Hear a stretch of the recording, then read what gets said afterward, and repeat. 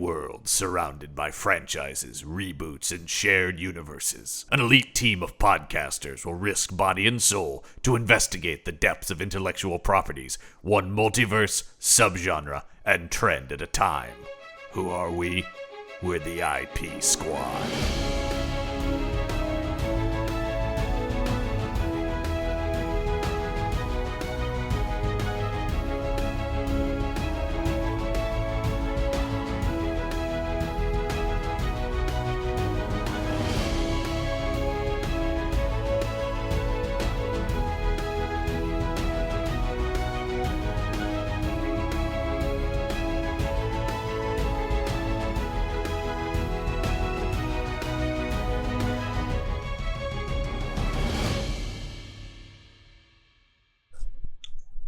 Welcome back to the IP Squad and our ongoing investigation into the Universal Soldier franchise. I'm John Campbell, my partner in this investigation, Michael Lissman. Hello. Lissman, we were somewhat critical of Universal Soldier. Sure. I take back everything I said. It's a masterpiece, John. That movie is just like, say what you will about the original Universal Soldier, it's a totally serviceable piece of studio action entertainment. Here's what I can say about it, John. Mm-hmm. Scenes lead into other scenes in an order that makes sense. Yep. Not the case in Universal Soldier 2, Brothers in Arms. Yeah. Wow, what a movie this What was. a movie. Yeah. Neither one of us had ever seen that. I didn't know about these because this and next week's movie, Universal Soldier 3, are kind of have been wiped from the canon of Universal Soldier. Yeah. As have other movies. We'll talk about this. The actual continuity of Universal Soldier is pretty jumbled up. Is it a multiverse theory? I guess now we would say yes. Yes, but they didn't know what they were working with back then. No, but this is definitely one of those. This is the first time we've done this franchise like this, and one of the reasons I wanted to do this show was these kinds of franchises where they start reacting to fan disappointment, going like, "Okay, well, those ones don't count." Yeah. So when we get to the fourth movie, it will be pretending it's the second movie. But then that will get erased by the next one after that. Kind of like a Halloween scenario. A little bit, a little bit in that same boat, where it's sort of just like, actually forget about those. All of those. These are the movies that matter. Right. Yeah. And it's something the Alien franchise has toyed around with doing. Yeah. This is a fascinating thing. Although the Alien has never actually undone anything. I don't believe they've just threatened to. They've talked about doing it because we do. This is coming off of our Alien versus Predator season was what we just did before this on the show with Mike Ergoni. Yeah. So. But here we are, Universal Soldier, Brothers in Arms, which we're familiar. This feels like familiar territory for us, right? This is well down the middle action shelf material. Because this is the case of we're in the 90s, franchises were starting to boom, but we still weren't yet at where we are now, where it's like everything is going to have a bigger and better sequel. The trajectory of the Universal Soldier franchise from the first movie to this one is a very familiar one, where it's like, the Hindenburg. It's just like that. But it's a thing where it's like, oh, the first one was successful enough. Let's see what we can make by making some cheap straight to video sequels.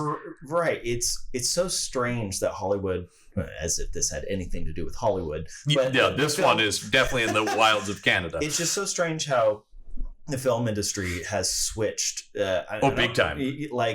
Sequels now have to be bigger and better than the first one. Oh, yeah.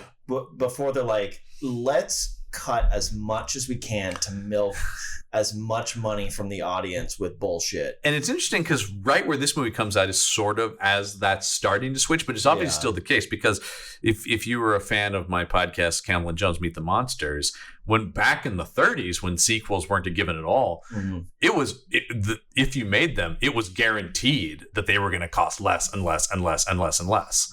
Always. They would always do that. And same thing with the Planet of the Apes franchise. I think maybe the Bond movies were kind of the first ones to really sell sequels in the way we think of them. Yeah. Where it's like, those movies aren't really I don't really think of James Bond movies as well, this one comes before this one. You know, they're kind of like in their own sort of. Yeah, not really. The individual Bonds kind of have a continuity within themselves. Sort of. But I am always baffled by the Bond fans who try to make all the Bonds fit together. Yeah. And I'm like, that's insane. Why? There's no point. Don't do that. Yeah. That's crazy talk. I don't necessarily think Roger Moore is supposed to be the same James Bond that Sean Connery was. No. So that's it's an interesting thing. This and we even were still seeing this. The straight to video sequel seems to have pretty much disappeared. Yeah. We were seeing it into the 2000s and stuff, though. Well, it's because IPs are worth they're like that's a commodity. You know? Well, now it would probably be if a Universal Soldier movie hit now big. Now there would not only be a sequel, but there would be a television show too, and it would be a whole expanded universe. There'd be a video game and a comic book, and all this. There'd be an animated show. Yeah, I mean, I think I don't know if you saw it just recently. They were doing a Terminator animated show on Netflix. Recently? I mean, like a couple weeks ago. Oh, as of the recording of this. Huh. Yeah. They couldn't really make the movies work. So right. That's the thing now is you would go to a lot of places with a franchise before you would go to these dirt cheap straight to video sequels. Yeah. And this thing is pretty cheap. It's not shockingly cheap. Yeah, especially from the first movie. Yeah. We know you can get cheaper with action movies, but this is pretty cheap. This is your pretty classic, shot in Canada, shot on video. A lot of it felt like. It does look like it, yeah. It looks like shit. It does not look like a movie from 1998. No, I would have guessed 1988. Yes. Based on the because I was looking. Let's do a thing we used to do on the Action Shelf, which is what were the big movies of 1998? We were talking about Saving Private Ryan came out that year. Saving Private Ryan came out the same year as this movie. Right. Yeah. And we were talking about this 1 year from The Matrix, but what was coming out? Yeah. Domestic box office for 1988. Yeah. Biggest movie of the year, Armageddon. Wow. Okay. Yeah. Okay. Armageddon. Lethal Weapon 4. Yeah. Truman Show. Mask of Zorro was 1998. Whoa. What a great film. Yeah, but just in terms of like the other action stuff, Blade, the first Blade came out in 1998. Yeah. So, I mean, these are better looking. Way better. Yeah, it's like the technology was there. Tomorrow Never Dies, the Bond movie came out in 98. Yeah, I mean, so, it's like this is well behind the times, even for being on the cheaper end of stuff. This looks shockingly poor. And you said this came straight to television? This came straight to television. In fact, when we watched this over on the fine folks at Tubi, or Tubby, as I like to call it, it came up that this was made for the Movie Channel. The Movie Channel. Yeah. John, remind me, what is the Movie Channel? Well, the before like HBO just gobbled up everything, there were a bunch of movie channels in cable, including one that was called The Movie. But like I remember as a kid, before we had premium cable and just you had basic HBO and stuff was part of basic cable. Being the kid I was a cable obsessed, movie obsessed kid so I would switch between HBO, Showtime, Stars, Encore, and the Movie Channel and Cinemax. Gotcha. So did they make a bunch of films or did they just show movies? They mostly showed movies. Okay, gotcha. But I think they would do stuff like this where they would occasionally be like, oh yeah, we can spend a little bit of money and then have a movie channel. Because the idea of like networks making stuff. Yeah. It didn't exist in the way it does today. Yeah. There's no Breaking Bads at this time. No, certainly not. The Movie Channel. Here we go. I'm looking it up now. It was a premium television channel, launched in 1973. Oh wow! Yeah. Wow. Yeah. Well, that was when it was launched in 1973 as Star Channel, and then in 1979 it became the Movie Channel. Sure. And now that they does it still exist? I can test this wasn't a movie, John. Yeah, so it does still technically exist. Oh, interesting. Yeah. Is there a subscription model now at this point? Oh, that's it. Well, because it got bought by Showtime. Okay. Gotcha. So it's under that umbrella. And Showtime has do they have a streaming service? I can't remember. Showtime is connected to Paramount. Okay. So Paramount Plus and Showtime are the same thing. Okay. Gotcha. Okay. So yeah, it's all come together. Yeah, everything. You can trace up the thing. So yes, Showtime owns the movie channel. Paramount owns Showtime. Gotcha. So, but it's just a place where they can show movies. Okay. I guess. Yeah. And people like my parents, I think my dad probably still has the movie channel somewhere in his deep. Yeah. But yeah, I don't think they have a lot. I don't think they ever made a lot of stuff. I mean, yeah, with how great this movie turned out. Yeah. Not surprised they stopped. I'm sure it was just a thing where they were like, "Hey, that's a property we have the rights to, and we could maybe do so." Yeah, I'm always fascinated by this stuff. Well, because this movie just doesn't exist. Like I said, I hadn't heard. The first one was successful. Oh yeah, we talked about that. Yeah, especially for its budget. Yeah, quite successful. So then they're just like, well, whatever. We'll just sell it for $14. It's crazy. This, it's just the mindset is so radically different now. Yeah. Like now, it's impossible to make. Like Universal Soldier, the first one wouldn't exist because it wasn't based on anything. You're right. Yeah. Like you would have so hard a time selling an original science fiction IP unless you're Christopher Nolan or something. Exactly. There's a handful of guys who can do that. Do you think they're ever going to reboot the Universal Soldier? I mean, I know see it. I know they do. Obviously, we'll get to that. Yeah, but, I could totally see that. But yeah, that being like an 80s, early 90s sort of like action reboot. That's the stuff they're looking for, right? It's genre. It's a thing people remember. We've talked about this extensively on this show and other shows I've done. Really, they're just looking for anything that has a name that anyone remembers. Yeah, one person can remember. No, that's it exactly. That's it. Yeah, people go like, why would they make that? Nobody knows that. I'm like, some people know it. And the attitude of studios, it is always better to start with some people than no people know a thing. Yeah. Which is, I mean, I'm not, because certainly there's so many franchise and IP things I love. But I would say that that being the only mindset is what the problem in movies is today. Yeah. But anyway, here we are. This was a simpler time when just shit came out. I also don't long for these days, though. I mean, shit comes out these days. Shit comes out these days, but like shit would just come out like almost anonymous. I'd never heard of these movies prior to the investigation that we're launching here into these movies. When I was just researching, I'm like, there's a few Universal Soldier movies, aren't there? Because that's basically how this show comes to be. Is I'm like, hey, aren't there a bunch of these movies? And this is one. This has happened a few times now where I'm like, oh God, there are more of these than I thought. Yeah. Had you? Because spoiler alert for future films. Had you already known that Scott Adkins took over the franchise? Yeah, because I had seen those, but I remember the fourth one that is retroactively set. I remember that happening because that was like that's where Van Damme comes back. Okay, and that one got a lot of press. Yeah, and I think I maybe vaguely knew there were some ones without Van Damme, but. And I'd seen the newer ones because the big thing with when Scott, even the one before Scott Adkins comes in, the most recent couple, people were like, hey, these are good. Like the word was like, wow, we thought this franchise had nothing left.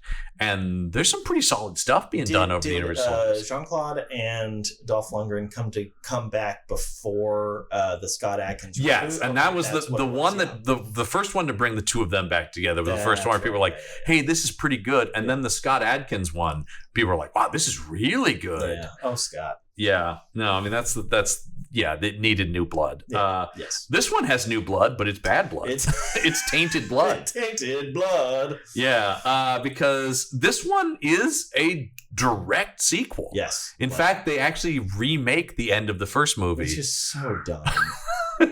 Previously on Universal Soldier. Hey, remember that scene from the movie that's much better than this? With two worse version. Legendary actual martial artists. Yeah. And instead we're going to get like, who even is this guy? Because obviously, because the Dolph, he's not a character because he got ground up. Yeah. Andrew Jackson. Wait, Andrew Jackson? Yeah. From the $20 bill? That's crazy. Interesting. Andrew Jackson is the name of the actor that plays Lieutenant Scott here, which is, or Sergeant Andrew Scott. Played by Andrew Jackson. Wow. Okay. Here, get ready to hear this a lot. A Canadian actor. Huh. Weird. But also, like everyone in this movie, as I was looking up, as shitty as this movie is, all of these people are they're just working Canadian actors. I mean, this guy is in a ton of stuff that comes through and shoots in Canada. Obviously, he was just recently on Star Trek: Strange New Worlds. Yeah.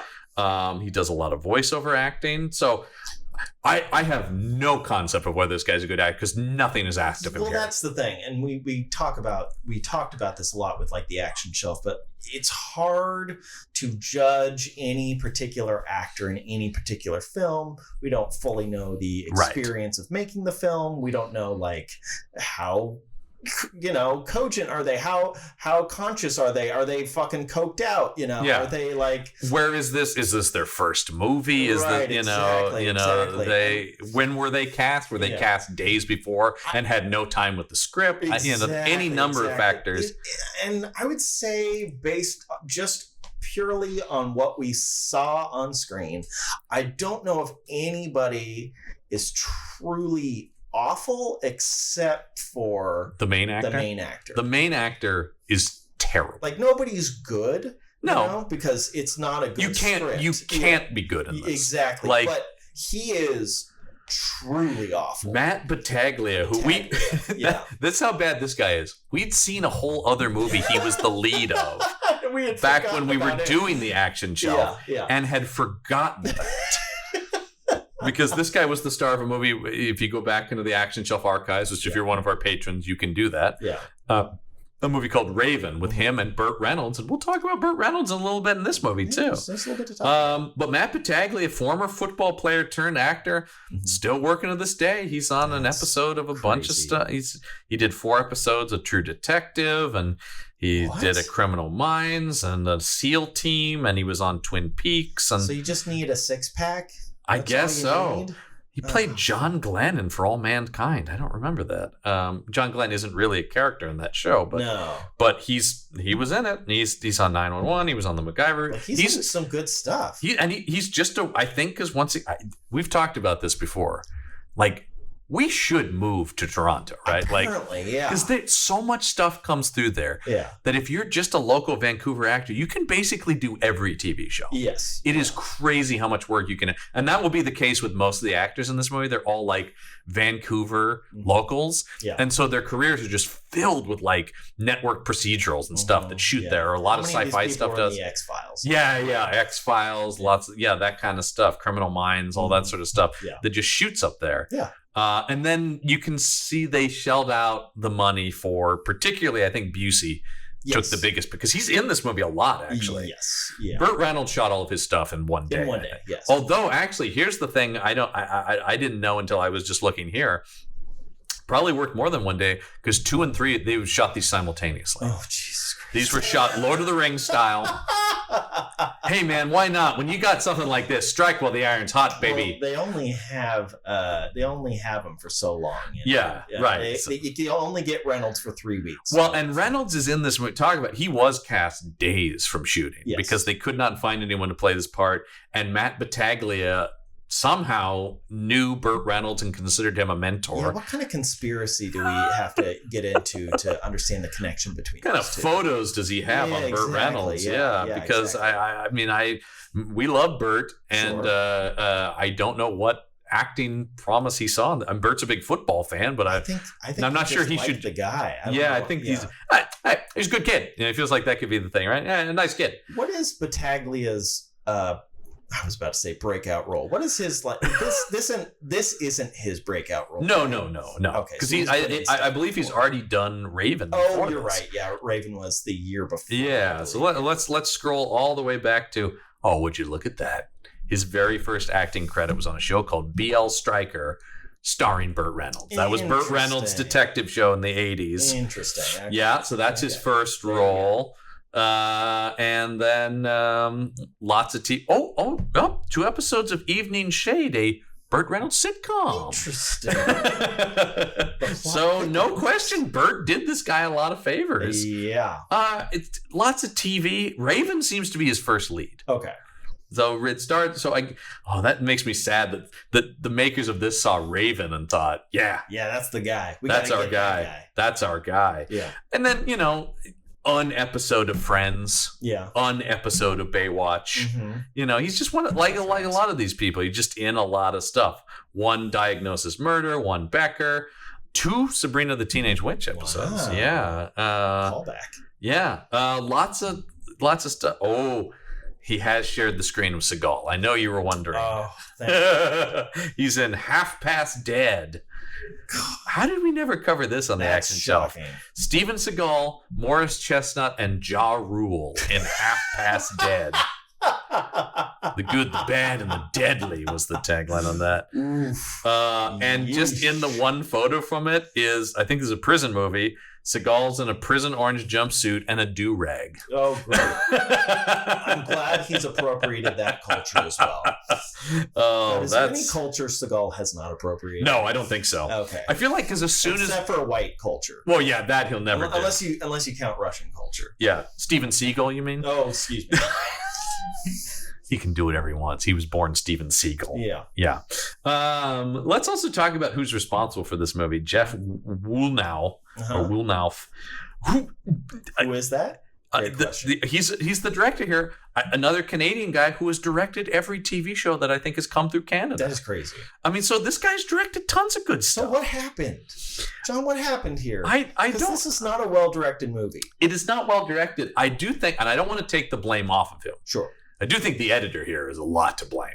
I mean, it's really bad editing. Like, did somebody must have taken this from him and been like, I guess this is because this guy is a working, total pro TV director. But even the shot compositions are kind of weird. I know, that's the thing. Yeah, I mean, because like he's coming off. He had directed some Stargate before this. He hadn't done a ton of stuff. He has since gone on to do. Like he directed some Smallville, some Battlestar Galactica, NCIS, Eureka, CSI. I mean, like Supernatural, Bones. I have several Bones episodes. You know, I mean, solid network TV. Yeah. So I mean, this guy knows what he's doing. Yeah. I have to wonder if 12 episodes of The Expanse. That's a great show. That is a great show.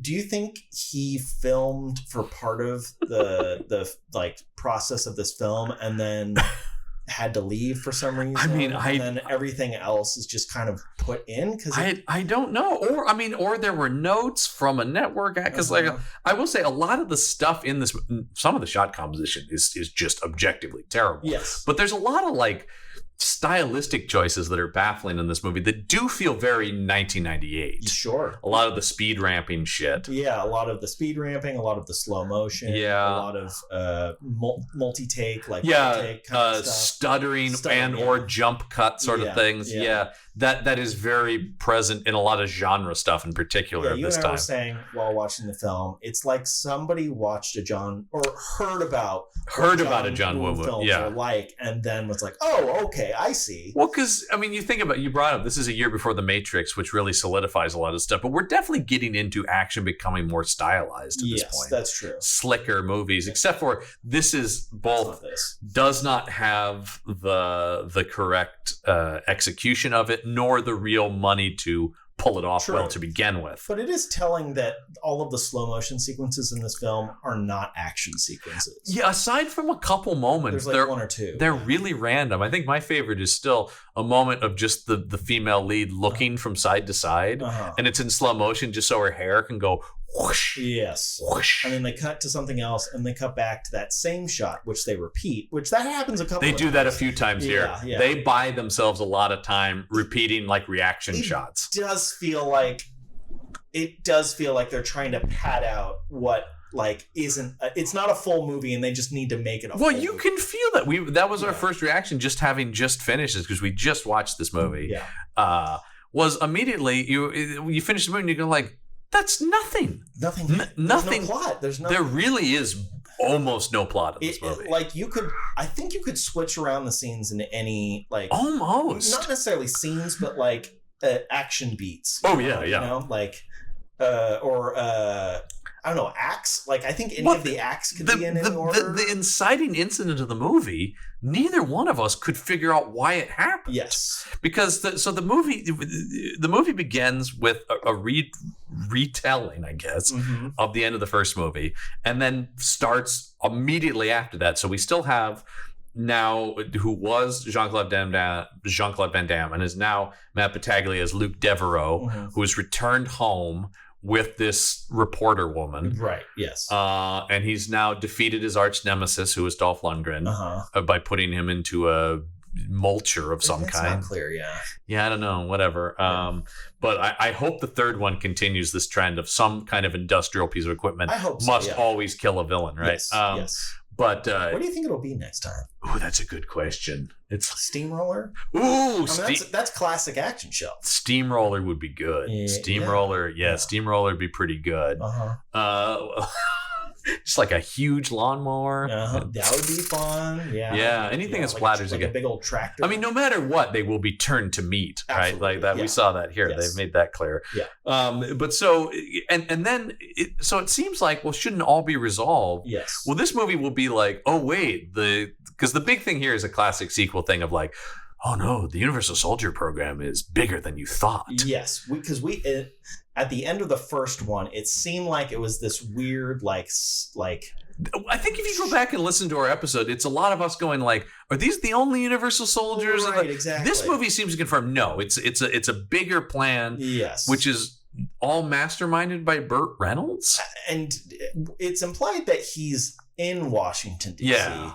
Does he work for the government? Well, this movie really muddies that because the first movie was pretty clear that this is a private thing that is being done without the knowledge of the military. Yes. Because the big threat in the first movie is if the government finds out what we're doing. They'll shut it down, yeah. But this movie seems to imply that there is a military involvement in the Universal Soldier program. Yeah. Because Gary Busey's character is separate from the military. Exactly. And that's like a conflict in the movie. Yes. So this movie gives us answers and more questions. Well, I mean, that's a lot of good filmmaking. I guess it's also a lot of bad filmmaking. That's I guess. But yeah, basically, the inciting incident is that and neither of us could pinpoint exactly when this was established. We had to go on legitimately. We had to pause the movie and look up the Wikipedia article for this film to study the plot summary. Yeah. So at some point, Luke Devereaux leaves in the middle of the night his family's home,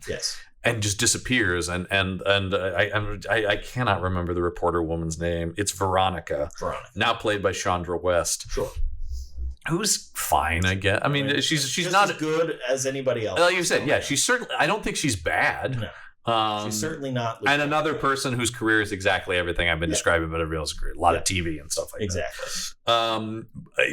But she has a more generic look. I think everybody in this sort of feels like they're all very attractive, but in a more uninteresting way than all the people in the first movie. Well, yeah, it's a TV movie. That's right. She does feel like Ali Walker, who played this character in the first movie, not a great character, but she's a more interesting actress. Yeah, I would agree with that. Yeah. This woman is very, this looks like the third lead on a sci-fi channel show. Exactly. That's fine. Yeah. So she goes on and eventually we'll discover that he has returned to the Universal Soldier program that he spent the entire first movie escaping. Yes. And what Wikipedia told us is that they sent some sort of like recall beacon out. Yeah. Because it was in his butt. Yeah. Well, we got to talk about that this movie does a lot with... And we were both, I think, shocked when he laid down, face down on an operating table, and a doctor pulled out a scalpel and started to bring it down on his ass. And we're like it looked like he was going into the crack. It did look like that. We're told it's apparently he contained in the left butt cheek. Apparently, he has a massive. I mean, we talk about it's like the size of a pager, or a Tamagotchi or something. Yeah. That can't just slip into somebody's body. No. And this was not addressed in the first film, obviously, because there is a scene where he's removing something from his... Yeah, he already removed a tracking device. Exactly. So he had two devices. Yeah. This they'll later refer to as his black box. Right, exactly. Because they will watch that fight with Scott. Yes. later in the movie Yes. that they said we pulled this from his black box. That, of course, is hilarious because it should be recording from his eyesight, but it still has all the cuts and coverage of the fight scene in a movie. Yes. The same thing happens when we see the surgery of his brother later. Whoever was running the security footage in that surgery room was cutting to close-ups and stuff like that. Yes. Really got a good extreme close-up of his eyes opening mid-surgery. That was his brother, huh? That was his brother. I forgot that was in this movie, John. We saw it mere minutes ago. I love it. But yeah, so from our perspective, he just left and went back to the organization that he spent the whole first movie leading. We're waiting to find out. We're going like, how are they going to, that doesn't make sense. They can explain it. Yeah. And I mean, if they did and we missed it, it's because there was a single line. That's the only thing that could have been. Like, I wouldn't be surprised if it was 80-yard into the film. I mean, really, it does feel like, really, it had to have been a single sentence. Yes. Because we would have picked up on anything else. I'd like to think so. I mean, we were mostly paying attention to this, I feel like. As much as one can. Yeah, but I mean, I feel like but it was just, we were both, the fact that we were both incredibly baffled by this. Yes. And then she goes after him and follows him back to the Universal Soldier program, which does this. This is a real annoying sequel thing in general. Mm-hmm. The movie basically just resets everything back to where it started in the first movie. Yes. So that we can have a new movie. And that's really annoying. Yeah, there's no growth here. No. The characters. Well, also, all of a sudden, there's a romantic relationship between Luke and this reporter woman that we kind of commended the first movie for not doing. Yeah, yeah. And then this movie acts like it did do that, and this is continuing that. Yes. And it's not like there was any time in between the first and second movie, because again, they reshot the last sequence of the first movie for this film. Yeah, it begins at the exact moment that the first movie ends. Assuming you didn't see the first movie. Well, also, should we talk about the fact that the movie starts with a bunch of text explaining what the Universal Soldier program is, who Luke Devereaux is, God. And it was doing that horrible thing where it's going across the screen, which we've seen in every single military or espionage thriller. But not usually this much. Like, it's in like Tom Clancy movie stuff, but that isn't anything more than like the middle of the Indian Ocean or whatever. It's not usually the first 3 or 4 minutes of the film. It was so long. But I love that they explain all of that. And then they also refilmed the end of the first movie. They're really worried that people didn't see the first movie. Which doesn't make sense, because this is just the first movie again. I know, that's crazy. Yeah. But the big thing that is discovered at the Universal Soldier compound is Luke is not the only Devereaux that was taken in by what they don't call Unisol in this movie. They I think they maybe a couple times say Universal Soldier program, but they don't say much about it. I don't think the people who saw this movie I don't think the people who made this movie saw the first movie. I think that would make a lot of sense. Yeah, that would make a lot of sense. Yeah, because later Busey will describe it. We'll call them recycled soldiers. I'm like, wait a minute, if we created a new term for what they are? Apparently. Also, recycled soldiers is not nearly as good as Universal Soldier. That's a way better title. That's a dumb title. These are recycled soldiers. Recycle, reduce, reuse. Yeah, I mean, I will say he's a welcome presence in the movie, because Busey's one of the only people with any kind of take. I mean, it doesn't make the movie make any more sense, and I'm not sure there's much character there, but Busey does have a presence on screen. And so does his ascot. Because he is this total mysterious. He is the henchman of shadowy Burt Reynolds. Yes. And the whole movie, people are like, who are you? Who do you work for? Are you part of a thing? And he's like, no, man, I'm not part of any government, I'm an assistant outside. But I also like, apparently Burt Reynolds has not told him anything, because anytime anybody goes, well, surely you know about the Universal Soldier, he's like, I don't. Pretend like I know nothing. Yeah, and it's, of course, that's just bad screenwriting to get to have everybody explain to him, because why would Burt Reynolds have not given him all the he's like, go run this program you know nothing about. Yeah, maybe they're just not good at their jobs. Let's really talk about somebody we do hugely blame. Peter Lenkov is the writer of this movie. Oh yeah, from Quebec. Okay. Holy shit, this guy has good credits too. What the I was about to rip into this guy, and then I see, he wrote for 24. So okay. So something happened at some point. He wrote Demolition Man, Lisman. Demolition Man rules. thing. Something happened. Something happened. What could have possibly happened to this film? I can't say I've seen everything I've done, but all the stuff I've seen, like he worked on the La Femme Nikita show, which was like cheaper but decent. Yeah. And like I said, wrote for 24, wrote for CSI New York, he created the Hawaii Five-0 reboot. He worked on he does a lot of CBS stuff. So I mean, once again, whether you like that stuff or not, a guy who knows from solid storytelling. Yeah. Although is he the head writer of any of that stuff? Yes. Okay. He was the showrunner of Hawaii Five-0. Yes. And once again, I'm not like a fan of it. I don't like it, in fact, but it is solid television, the Magnum PI reboot that was just on. So, I mean, but these are successful shows that at least have a bare understanding of narrative structure. And he had already written Demolition Man. Okay. Which, like I said, I mean, once again, you can say that movie's dumb or whatever, but it's super fun. It makes sense. It makes sense. Nothing about this movie makes sense. It's super fun. Yeah. All the action sequences are well placed. Yeah. This movie switches protagonists 3 times. I wonder. I really do. We know how the I really do think this guy was probably hired to write the studio version of this. Probably. And then, because this guy's too professional of a writer. Somebody must have chopped it up behind the scenes. Like I said, that's the thing. Is like, I'm not even saying this guy's like a great writer, but like this guy has a basic understanding of how particular like action and sci-fi works. And most of his career has been spent doing. He wrote the comic book R.I.P.D. that the movie's based. The movie's terrible, but I heard the comic's pretty good. Comics totally fine. It's a great. So he didn't write the movie, but he did create so he's a comic book. I mean, this is a professional. Yeah. Like I would expect, based on what we saw, I would expect the writer of this movie to have no credits other than this. Like it's so incompetent. Yeah. I mean, the fact that this guy has an Emmy nomination for 24. That's crazy. I think it's just studio meddling. It's got to be. I think he had. The channel's like, hey, we know movies. It's in our title. My guess is he wrote these as bigger and then they just chopped it down. That's the only thing that makes sense to me. Yeah. Because also this seems beneath him to even take this job. Yes. If he's already worked on something like Demolition Man. Right. Yeah. So it's got to be that. But yes, as I said, these were shot together. Mm-hmm. Oh, one of the soldiers in the lab, and I pointed this out, is called William Stryker, and according to the IMDb, if this guy's a comic book guy, he may have written William Stryker as an X-Men character.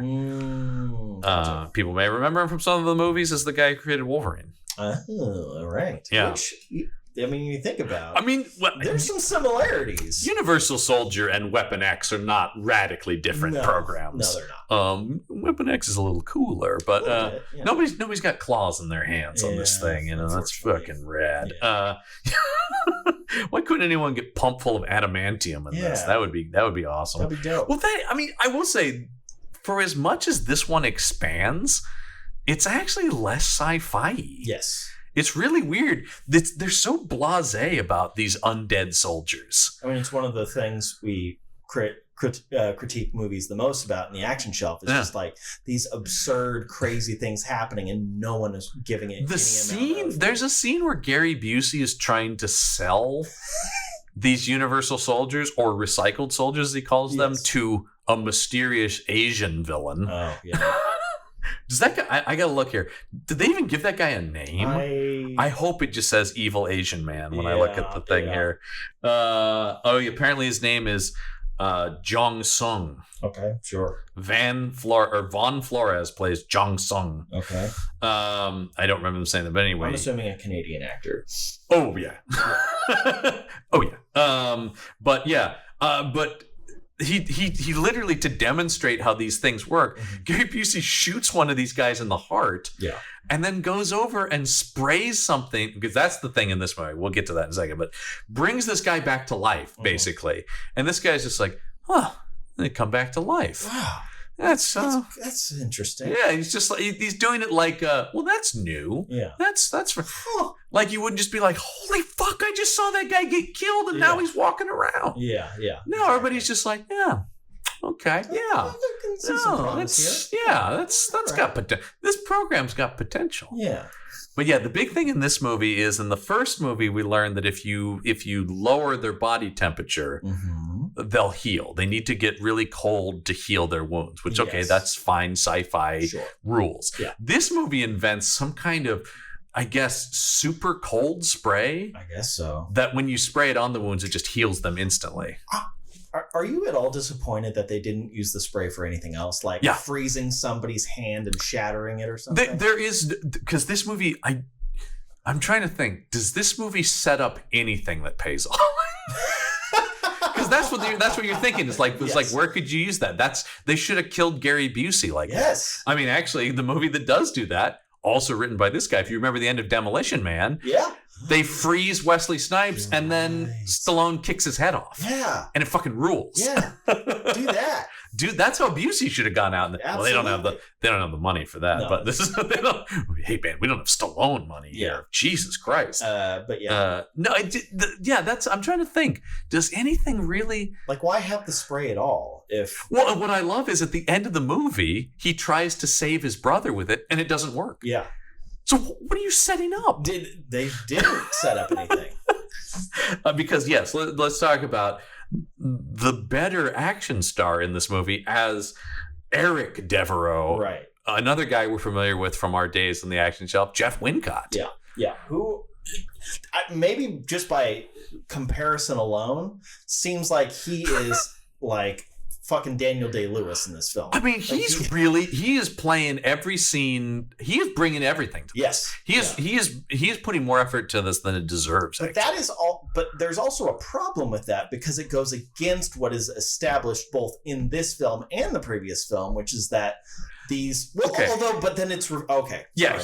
Eric. Let's just open up the Eric Devereaux door here because Eric Devereaux as a character throws everything out of whack in this movie. Yes. He is such a crazy addition to this movie. Yes. Number one, the idea that Luke Devereaux had a brother that we neither he nor his parents ever mentioned in the first movie. Or this one until it also has his because they go back to Luke Devereaux's family. They don't mention the brother in there either. Never.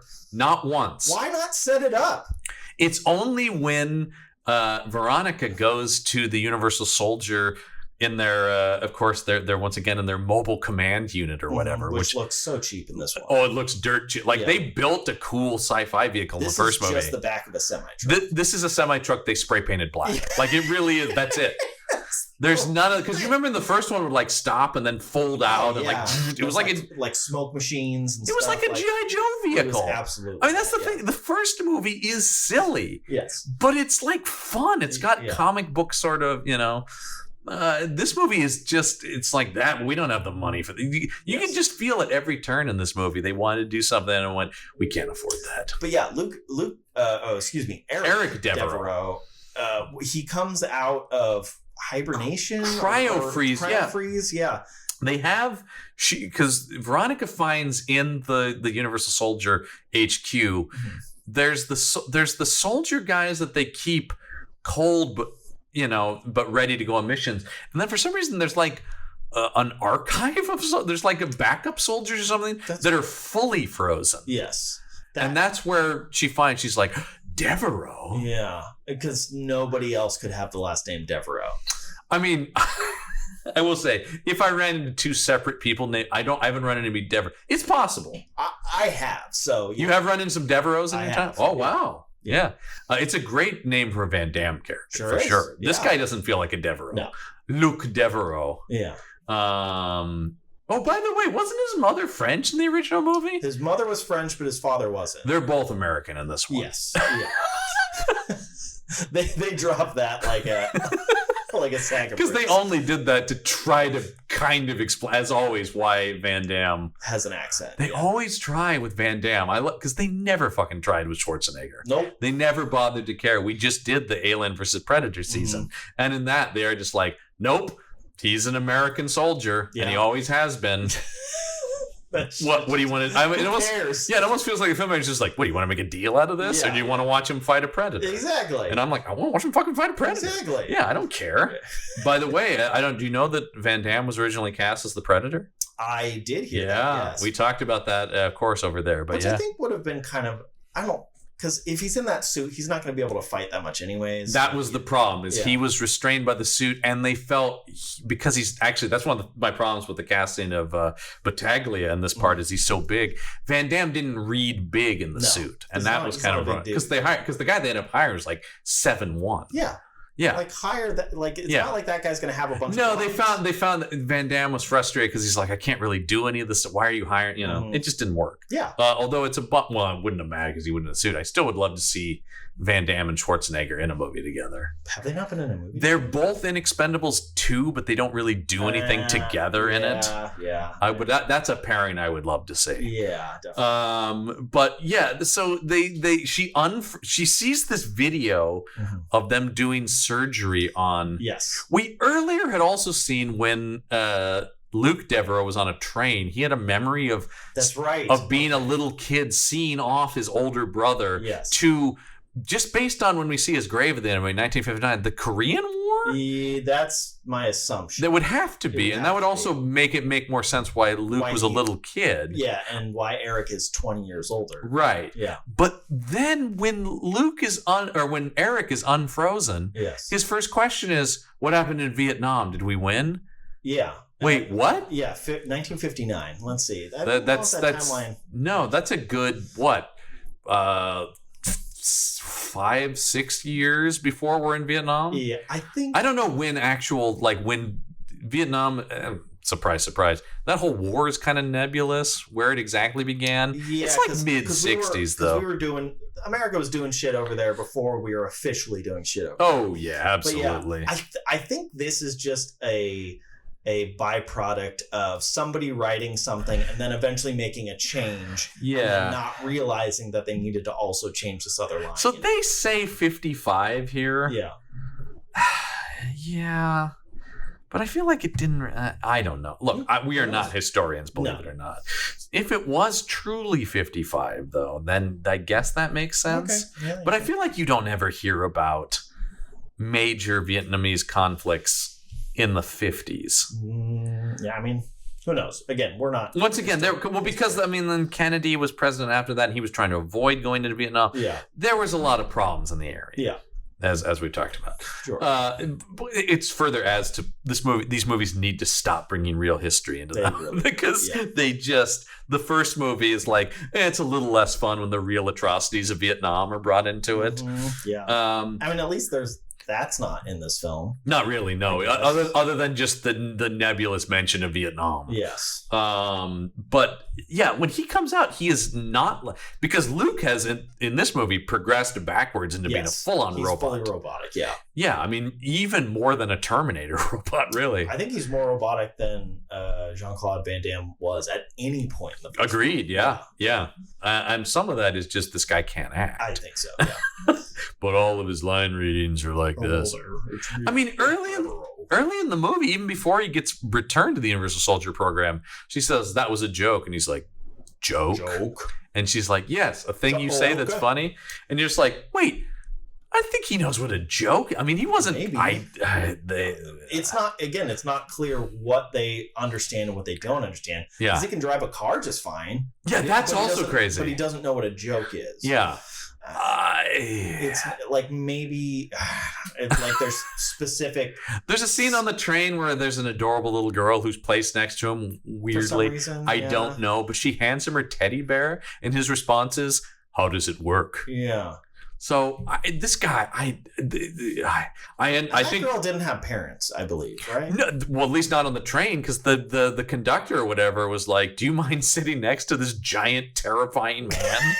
Like, oh, great work, train employee. Good job. That Amtrak guy's his career's over. I would hope so. Yeah, that guy. And we never see that girl again. Because we were worried they were going to try to pull like a Terminator 2 thing where a child. Because a lot of action movies did that after Terminator 2. Well, and it's because it makes sense, right? And some successfully, some less so. I mean, it makes sense. Like, how do you melt the heart of, this killing machine?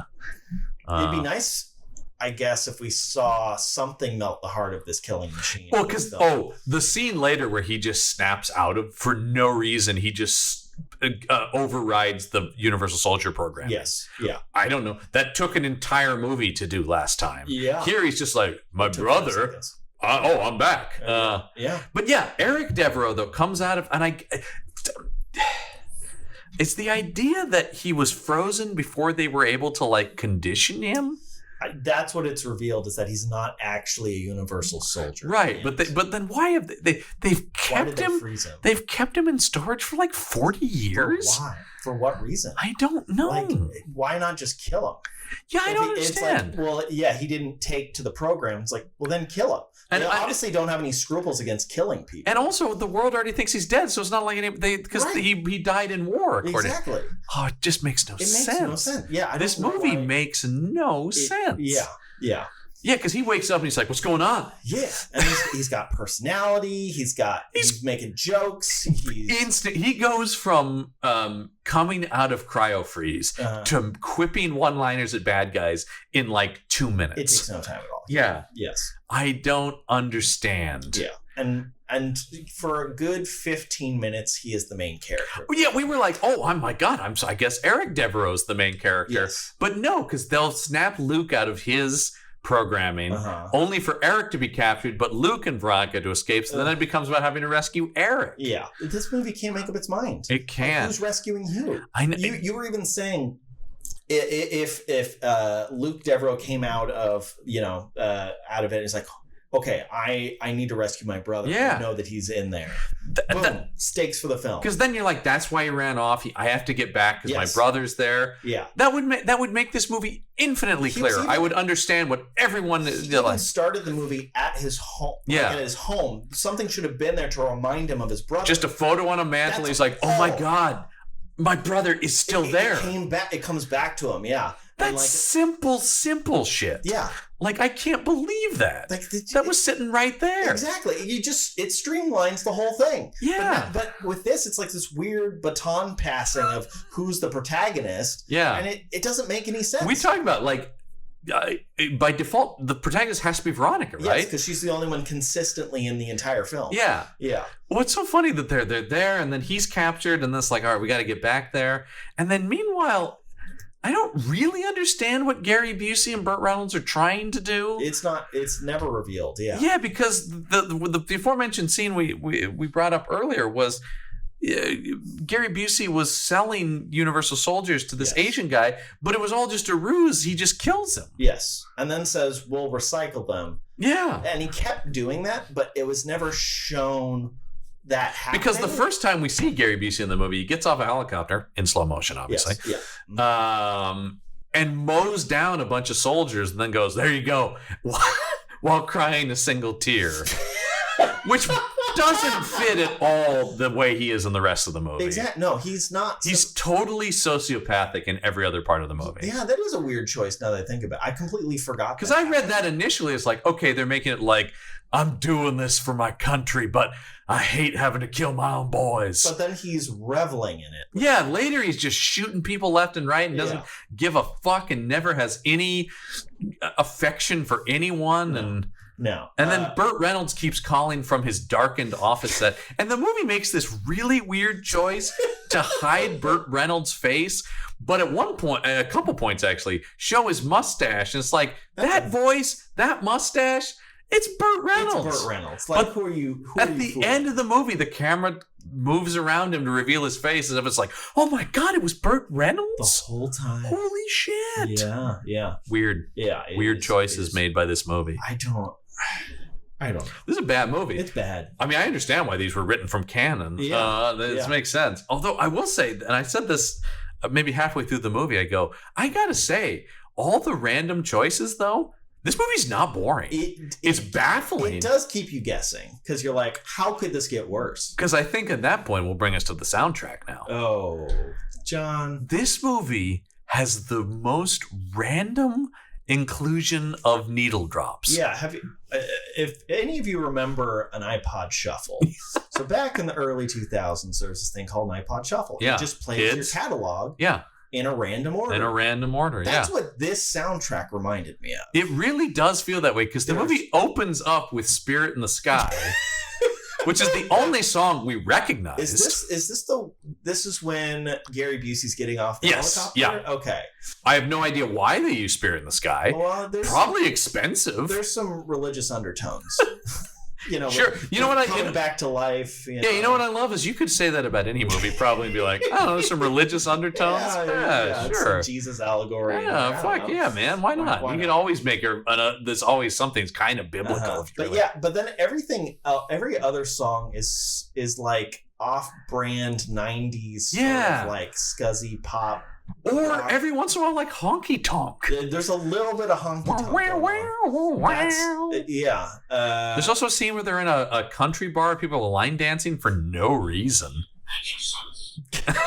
Buzz Lightyear makes an appearance. Yeah, activating toys that make noise. And then it turns into 2001 Space Odyssey at one point. That was insane. For no reason, they're just like, we have to remember the name of the song. We're such uncultured swine. Strauss, I don't know. Yeah, Strauss is Johann Strauss is the Blue Danube. But the music that's famously from 2001 Space Odyssey, they just play over a thing blowing up because I guess they were like, this isn't epic enough. Well, because none of the explosions are epic in this film. No, they're all pretty lame. You remember the explosions in the first one? Yeah. They were great. I still remember them. Yeah. That's something. Well, the first movie we talked about, the first movie is not a particularly intellectual approach, not a particularly smart movie, but the reason it was successful is it delivered the goods when it came to action set pieces. It's an action movie, make the action work. It's like our frustration with it was I think we wanted it to be more of a science fiction movie, but it didn't want to be that. I can't really hold that against the movie, right? At least, but it did do the action well. Every action set piece in Universal Soldier is great. You can't fault it. This movie did nothing right. No, there's not is there a good piece, even remotely good piece of action in this movie? No, because Scott Wincott, or what was his name? Jeff Wincott. Never does any of the martial arts. You hire a martial artist and you don't do any martial arts. Yeah. Why? Yeah, it's all...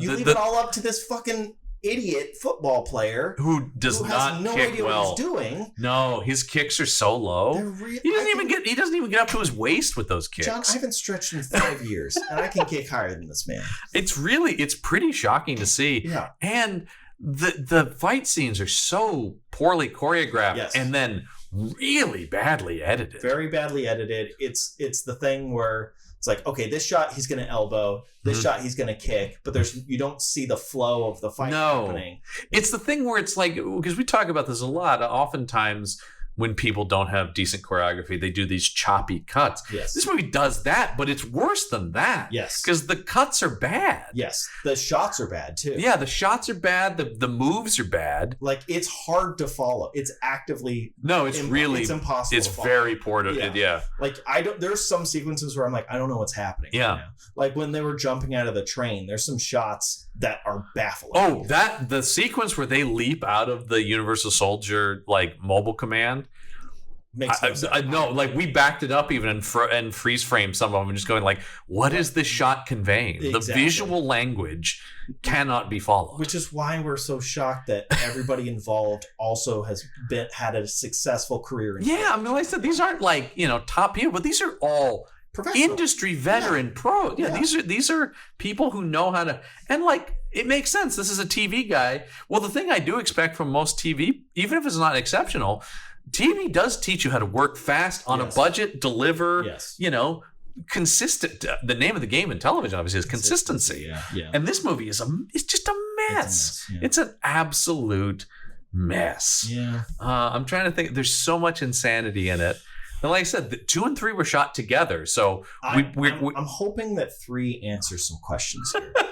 What is the plan? Because there's got to be a greater plan with you. I think right? Burt Reynolds has a more expanded role. Okay. In the next one. Yes. That makes sense because Busey dies in this one. He does. Pretty spectacularly, actually, or at least Busey's acting of it is spectacular. That's true. Yeah. Because he gets shot and then just does this like, oh no, right in the gums. Yeah. Oh man. Oh God. It hurts so bad. What does that remind me of? Oh, what was that Will Ferrell skit? Oh yeah, it does have actually, I think that was brought up by other IP Squad co-host Robin Jones. Brought up that my Gary Busey tiptoes into Harry Carey. He does. Oh man, if the moon was a piece of cheese, would you take a bite? Hell, I'd go back for seconds. So funny. Yeah. No, there's a similar because Busey's got them big choppers. He's got to lead with the teeth. Yeah, he always leads with the teeth. He's the best actor in this movie, though. I mean, that's the thing. It's Gary Busey's insane, but the man can act. Did you see that tear? That was some. That did feel like they just dropped some eye drops on him right before the show. And I did forget to check in the credits if there was Mr. Busey. Well, how could you have checked? These are the fastest scrolling credits in film history. It's like everyone in the film agreed that we need to make this go by real quick so no one knows that we're in the film. I mean, those things just are lightning fast. Yeah. Right by. Yeah. I'm trying to think if there's anything else we want to talk about in this movie. I mean, it's such a rich tapestry. Tapestry. Well, let me open up some of these reviews and see if and again, this is once again a scenario where you and I are certain that nobody could like this film. Well, you'd be wrong. So incompetent. So I mean, as I always do on here, I start with the one closer to our opinion. So I'll start with our low, right? Yeah. This is a longer one, but I think this comes to us from Leo of Wine Draka. Okay. I don't know what that. Okay, I don't know. Who titles their review "Dreadful TV Movie Sequel to the Original Hit"? Can't disagree already. No, yeah. My goodness, what an appalling movie! I love any review that starts with "My goodness." What have I been through? Fair enough. Yeah. When the beginning of the film rips off the ending of Universal Soldier by replacing Jean-Claude Van Damme and Dolph Lundgren with two minor no-name actors, neither barely resembling their counterparts. It is true. They didn't remotely try to find guys in the mold of those actors at all. It's crazy. Not even the Dolph Lundgren substitute. No. And that person has no lines in this movie. You would at least think they could find a giant blonde man. It can't be that hard. Yeah. We didn't talk about that. That actually does remind me. The weird decision to bleach Jeff Wincott's hair. Oh, that does. Yeah, I don't understand that because why not make him look more like his brother? Yeah, by having the same hair color. Yeah, I don't know. That's a weird choice. Maybe that was just what his hair looked like. Maybe it was for another part. He's just like, hey man, I'm not changing it. This is not my priority. Believe it or not. Strangely. Yeah, this is not my priority. Anyway, when you replace those with barely resembling their counterparts, then you know the film is in trouble. Yeah. Not that Universal Soldier warranted a sequel in the first place. Sure, it was enjoyable, dumb entertainment, but no classic. Suddenly, towards the end of the 90s, there came two unofficial television movie sequels. Yes, there's another sequel to this piece of garbage, probably shot back to back. He's correct. He is correct. Wow. And a cinema sequel with Van Damme himself returning to the fold. We'll get to that.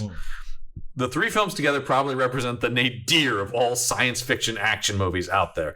We know that's not the truth because we did several years of the action shelf. Yeah. It gets worse than that. This is really bad. It could be so much worse. It's the same thing we talk about on Meet the Monsters we all a lot. remember Future Kick. Yes. Because it's not boring. Exactly. It is stupid, but it's boring is the greatest sin you can be. Yes.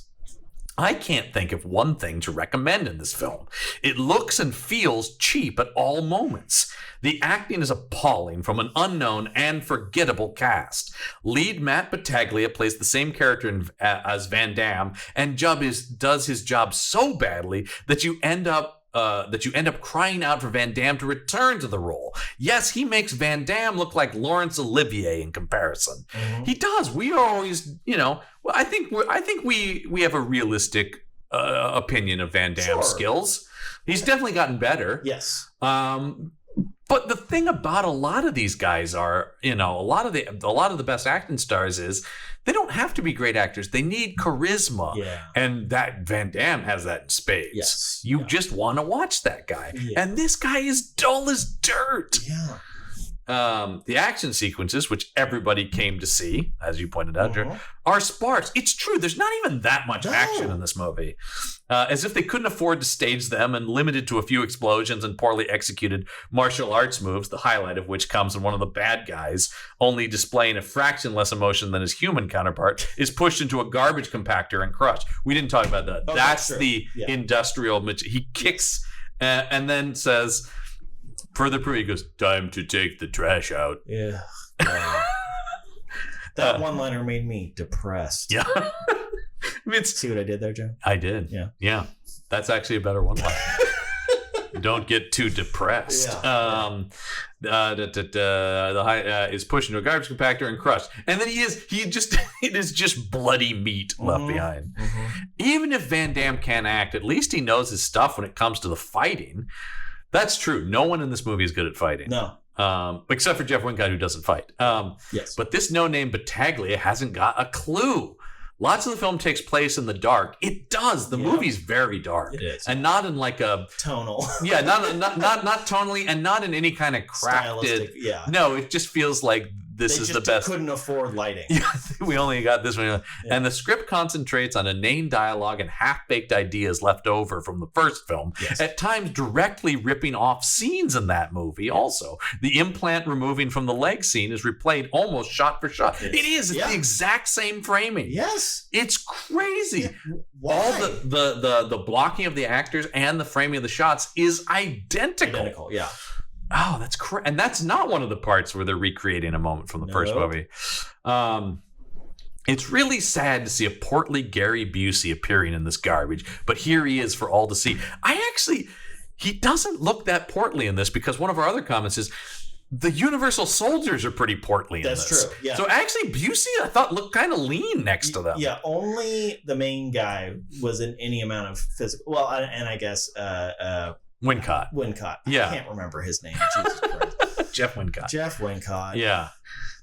Basically, he chews the scenery a bit and makes a fool of himself, as most has-been stars do when they appear in worthless...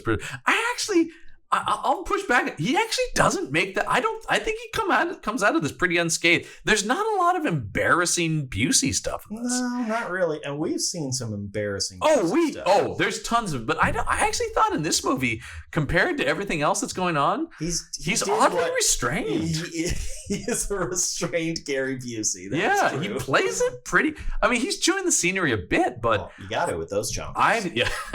Oh. That's good set. I can't keep up with that. I can't keep replacing these bite marks on the set. The only spark of enjoyment this film has to offer is Burt Reynolds. I don't think that's true. No, and I am on the record on so many things. I love Burt Reynolds. Yeah. He is one of my favorite screen presences. And he does usually bring, I mean, he made Raven. He crushed it in Raven. I mean, that one-liner still haunts us to this Sweet day. dreams, asshole. That's not even that good a one. It's made a good one-liner because that guy, there's a reason that guy was a movie star. But that guy, he's sleeping through this film. Well, the fact that he was like cast days before makes so much. It really does feel like there's just somebody holding a cue card. Yes, and he's just like something about the Universal Soldiers. I don't know. And bring that a little bit closer. Hey, come here. Hey, come on. Hey, come here. No, don't be afraid. Yeah. Come on. Sorry.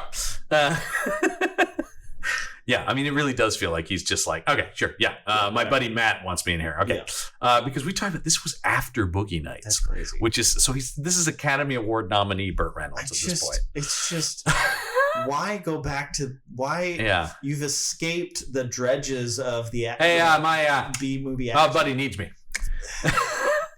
I owe Matt a solid. Although it sounds like he doesn't. It seems like he's been dragging that guy around for years anyway. A long time. Yeah. He got him. They already made Raven together. Yeah, they already did Raven. He already had him on both of his TV shows. Like, what else do you need from this man? We made a joke that Matt, what's his face, Battaglia. Yeah, I can't remember anybody's name. Has some kind of dirt on him. So must be. Yeah. Be a shame if those photos got out, Bert. Damn. Okay. All right. Fine. I'll be in both films. Yeah, I'm gonna explain to Vancouver. The only spark of enjoyment in the film is Burt Reynolds in a hilariously bizarre Mr. Mystery type performance. His identity and face are kept hidden until the very end of the film, where he spins around in his chair to reveal his amusingly smug face. There are much more amusingly smug Burt Reynolds performances. Yeah. Like any other film. Like Raven. Yeah, like Raven. He's pretty smug in that. He sure Otherwise, is. Universal Soldier 2 is a definite miss. Even as bad a film experience, because there just isn't enough going on to hold your interest. Well, actually, once again, I kind of push back on my interest was held, but more in like a, oh my God, what's going to happen next? Curiosity. Yeah. Yeah. A lot of Schadenfreude. Yeah. Let's talk about some people who like this movie. Just remember, all of these people can legally vote. Okay, let's go. Yeah. Okay. By the way, I found I found there's only one 10-star review that isn't very interesting. Okay. So these are 9-star. Okay. I have two short 9-star reviews. All right. This one I like because it's simply, the review is titled Review. Is that what this is? Yeah, and it comes to us from X-Man Bishop 006. This guy probably loved the Stryker reference then, if he's referencing Bishop as well. I personally find this movie excellent. The movie is not for anyone. It's only for people who can understand the story. The idea of using dead soldiers is genius and makes a great idea. The actors in this film are decent, and one must remember that these are only TV actors. These are not really film actors. Boy, cutting up some real slack there. Also, he's giving it praise for what the first movie did. Yeah. And also it's just like the goal of TV and film acting is still the same. Right? Same, yeah. And also, he's right. Yeah. This movie isn't for anyone. No. Matt was a guest on Friends, and one of these actors are usually guests so their acting ability is limited to their limited roles. So I say the movie is excellent. The music in this movie is also great for people who can appreciate it. I guess we just couldn't appreciate it. I guess not, yeah. Most people would not like this movie as they don't understand the concept. It's not that hard a concept. It's too heavy. That's the problem. It's just we just over our heads, man. Yeah. I must say this movie is excellent. The acting is good. The story is good. And the music is good. 9 out of 10 stars. Here's a guy with a different opinion. This is from Zarathustra 55. Zarathustra, I think. 55. It's hard when they just mash everything together. Yeah. Zarathustra 55. Who titles the review, Busey Delivers. A far from perfect movie on various counts. The action set pieces are clunky, the dialogue interminably dire, and the plot beyond non-existent. The performance strewn from Matt Battaglia manages the near impossible task of making one yearn for the acting prowess of a Van Damme or Lundgren. Van Damme and Lundgren are actually taking a beating on this thing, but never have I been less excited at the prospect of near invincible super soldiers than when navigating this film. I know what you're saying. How is this going? You may now be justifiably wondering why I've awarded this film the remarkably high score of 9 out of 10. Yeah. Gary Busey. That's right. All its many, many flaws are entirely belittled by the awesome sight of Gary Busey outdoing himself. This being no meager task, I give it 9 out of 10 for his performance alone. Watch it. I don't. Once again, so many other... What was the one? We watched that one where there was... Mexico was invading the U.S. You remember that one we watched with him? No. And he kept calling everybody butthorn. I think it's called Bulletproof. I want to say it's got right. Yeah. He discovers Mexico is planning to invade the U.S. Oh God! And he keeps saying, "Hey, butthorn." That movie. I remember the butthorn bit. I remember nothing else about that. Yeah. But that movie, if you're just going to enjoy something for Busey insanity, watch that movie's way more fun. It's totally stupid. Yeah, like we said earlier, he's pretty buttoned up in this film. There's no butthorn, but there's no like Busey insanity. Yeah. I said he's more fun. There's more fun, silly stuff in Under Siege, or one of my favorite 80s horror movies, Have you ever seen Silver Bullet? No. It's based on a Stephen King book, and it's him and Corey Haim having to fight a werewolf, and he's his drunk dirtbag uncle. Great. It's great, and it's got a lot of, hey man, crazy Gary, we gotta stop this werewolf, man. That's a more fun Busey performance. So there's a lot of great crazy Busey performances. Yeah. Point Break, he's great in Point Break. Yeah. Utah, give me two. It's great. But yeah, this is not enjoyable on the at least Busey's crazy. No, I mean, again, he's maybe the best performance in this film, but he's actually pretty good. It's a pretty subdued once again, which is not what you expect from Gary Busey. Yeah. Oh boy. Well, I think appropriately titled is next week's movie, which is Universal Soldier 3, Unfinished Business. With this killer tagline. Okay. Back in action and deadlier than ever.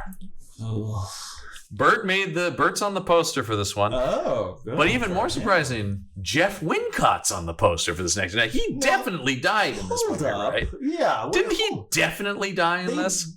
They distinctly said he wasn't a Universal Soldier. Yeah, it couldn't be brought the back whole end of this movie is them trying to bring him back to life and then being like, no, we can't. He doesn't have the Universal Soldier. Are you trying to tell me that the makers of this film don't care about what happens in this film? It's quite possible. Interesting. I don't know. Or maybe flashbacks? I don't, But to be on the poster? That's more than just flashbacks. Yeah, because it's Battaglia. I mean, I'll show you. When I say poster, I mean VHX box art. Of course, yeah. But yeah, you've got Battaglia, Burt, and Wincott. I think he's fully back. I hope. You know what? I'll tell you what I hope for. No explanation. I mean, based on what we saw in the film, always just hope for he's just back, and they're like, "What do you mean he died?" Just no mention of that. The fact. Here's the thing, and I think we share this. If a movie's gonna be bad, I want it to be really bad. Just go all in, irreverently bad. Yeah, just give me complete stupidity. Yes. That was always the thing on the action shelf. Yes. The bad ones were the ones that tried to be serious, tried to justify their dumb decisions. Just be stupid. Just be dumb. It's okay. We'll love you for it. Yeah. So this next week will be our last one without JCVD. He will be in the rest of them. Can't wait. Yeah, finally. Jesus Christ. I think they figured that out pretty quickly. They're like, I think a key part of the appeal of these movies is the presence of at least Jean-Claude Van Damme. At least one person from the first film, yeah. Yeah. And maybe there's some more fun people we love coming up in those too. Yeah, lots of people are around. But if you want more from us, we're also doing, as always, for the IP Squad, we have our Patreon episodes, which for this one, Universal Soldier, our IP Squad related case episodes that we'll be doing, Listman, are the directorial efforts of the stars of this franchise. We'll be watching a film directed by Jean-Claude Van Damme and a film directed by Dolph Lundgren as bonus episodes for our Patreon. Wait, did Dolph Lundgren direct Shark Lake? No. He directed that one with him and Scott Adkins where they're in that building that's about to be demolished. Castle Falls. That's what it was called. Yeah, he directed that one. Did he also direct the one where he was on a motorcycle? Yes. Missionary Man. Yes, that was Castle Falls was better. Yes, Missionary Man was bad. We will be, because make sure you want to go over to patreon.com/punchup and to watch these. Mm-hmm. Those movies, we'll be watching The Quest, which is Van Damme's only directorial effort to date. Okay. And we'll be watching, the Lundgren's directed a few movies, including, this one I've been wanting to do for a while, but he did just direct one with him and Kelsey Grammer, which sounds hilarious to me.